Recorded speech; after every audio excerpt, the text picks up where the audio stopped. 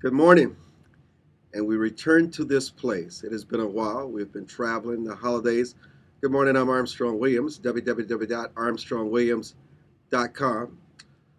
Well, the president took full responsibility for the almost terrorist attack that took place on that aircraft during the Christmas holidays, as a president should do.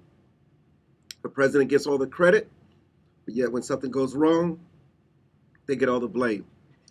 You would think by now, with all that has happened in this country and around the world, 29 terrorist attempts on American soil, many of them were foiled, that at some point we would get it right. Is the answer to what continues this problem, this breach of security? Is it what the president laid out in terms of quickly responding to make sure that people get on the no-fly zone? Is it TSA? What is it? You know, you would think that this Nigerian, the way he was strapped with the powdery substance, there's no way he could have gotten through security on the airplane. It just would have, just with the magnetometer would have just went off the radar. Didn't happen. Beef could just beef it up more security. Will that do it?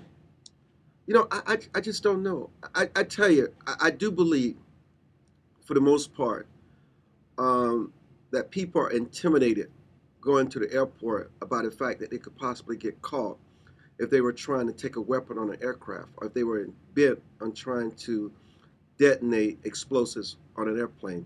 I think it's a very small few.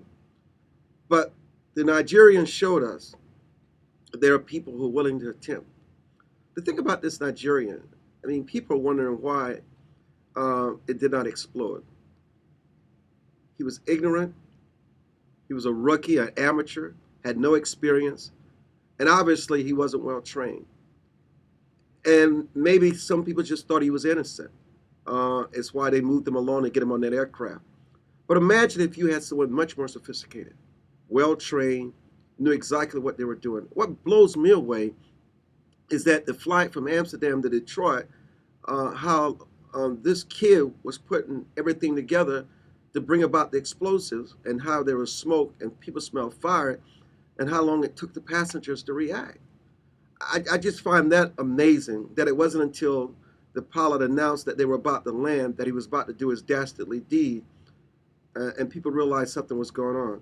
Listen, the best that we can do in these days of terror and terrorist cells is that we must be vigilant. We must keep a watchful eye. We must look for strange activity, unusual behavior, conversations that may make your ears stand up. We have to be vigilant. We must help the president, the airports, and wherever we are, the ports. We must help them do their jobs, because in the end, it is everyday people like you and I who just step up to the plate without being called to duty and just absolutely do the right thing. So the president can talk about security. He can talk about a change of measures. And I applaud him. I respect him for taking responsibility. But in the end, we must remain forever vigilant against those who are bent on destroying our way of life. I'm Armstrong Williams.